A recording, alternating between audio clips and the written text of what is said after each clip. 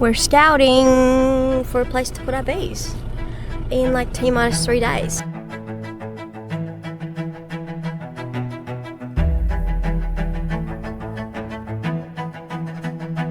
If you don't use it, you lose it. Okay, Ian. That's what my mum tells me all the time.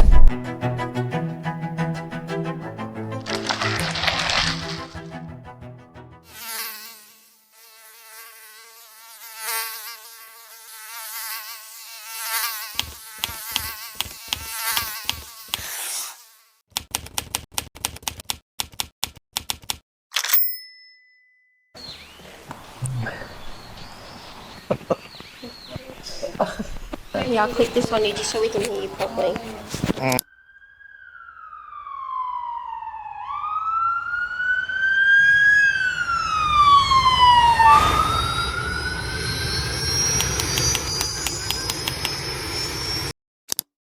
Birthday to you, happy birthday to you, happy birthday dear Pop, happy birthday to you. I worked on a farm before I was 15, 1 day a week, and I said to him when I turned 15, you got a full-time job for me? Because he gave me 1 day a week. Yep, I said, I'll see you Monday. Tractor driving, ploughing paddocks and sowing crops, and we were flat out. Where was that? Maria. That was Maria. I'm home. Shock horror. It's been really nice sleeping in my own bed. I've actually been crook. I'm home from the bees. We had a bit of a family emergency. My pop, we were told to get to the hospital because it wasn't good. But my pop has 9 lives and he's a tough cookie, so he ended up getting airlifted to Sydney. He was in the ICU.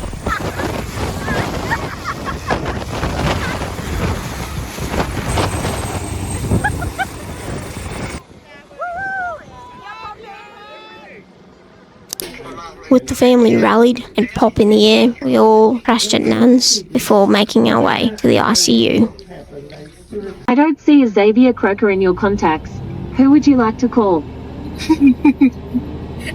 Bash it up your ass.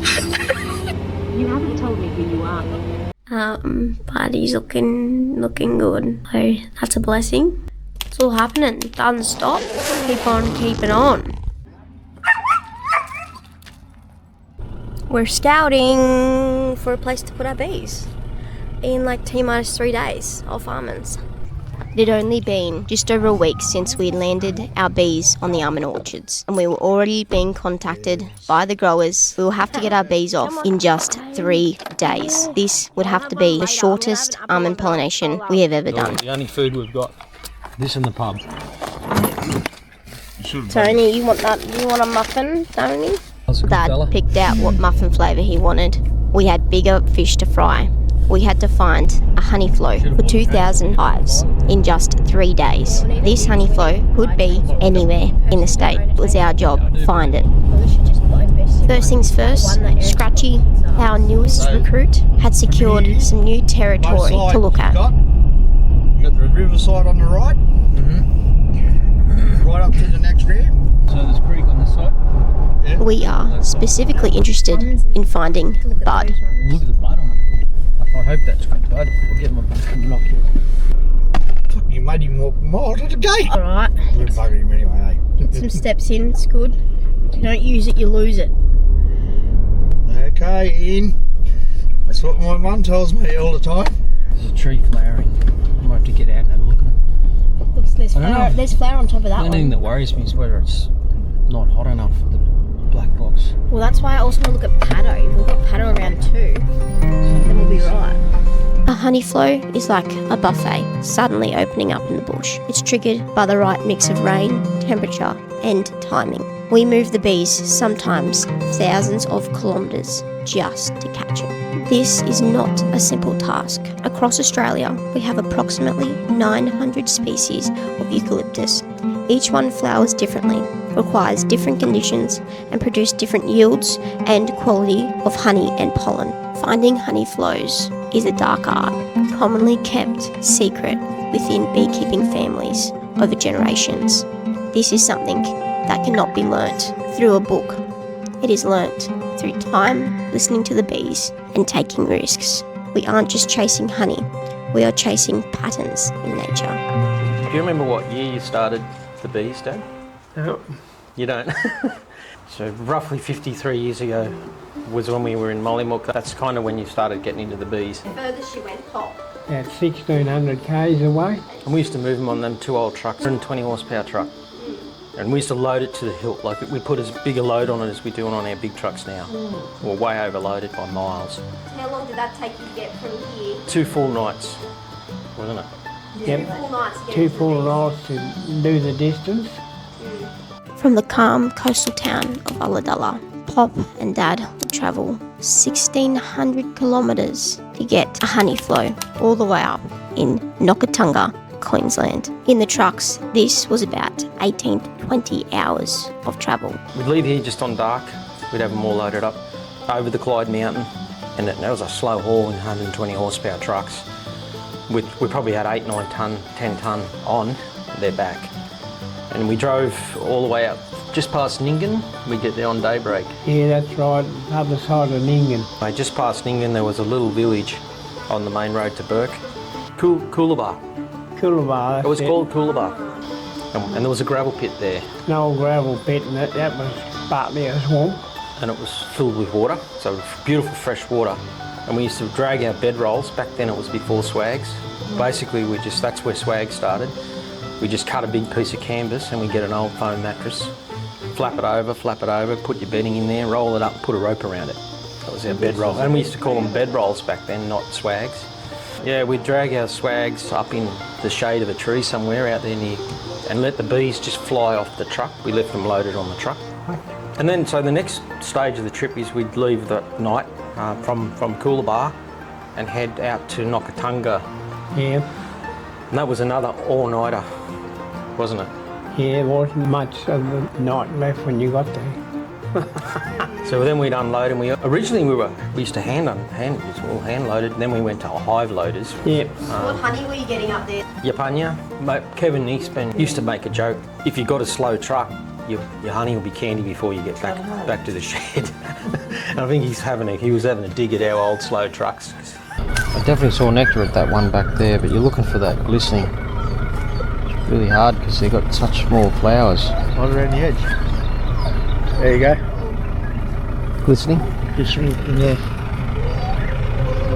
Here we are, 2 generations later, and we're still chasing bud. We are targeting 2 native species, black box, which is what we're looking at now, and river red gum, which is an infamous eucalypt that is known to make premium honey. Same chase, different generation. Don't mind the camera, guys.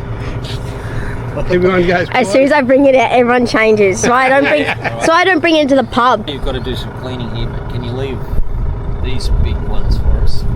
You were talking to him. I said that's going. I wanted that to stay. The 2 bulldozer operators that we'd become well acquainted with over our time in this small town had secured another property for us that they'd been busy clearing that had premium mallee sites on it. Although we wouldn't be able to use them this season because mallee was not budded up and there was no sign of flowering, we would be able to use this a later season. Mallee scrub. For mistletoe. Protected mallee, so these guys are not allowed to bulldoze it. All over here. All that way. You've got all these mallees. Look how many species there are.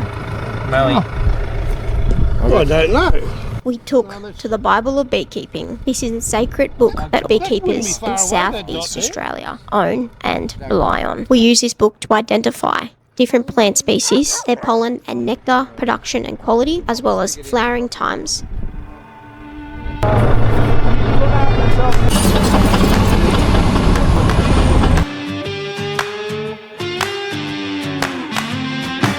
The scouting continued. The race was on. We needed to find 17 sites to put 2,000 bees in only 2 days. We were nervous. It had been an unseasonably cold winter, and the cold weather continued onward. It had also been a dry winter period. These two were not a good mix when it come to finding a honey flow. Time, gotta live it up. Leave behind the city, hop inside my truck. No, we don't give up.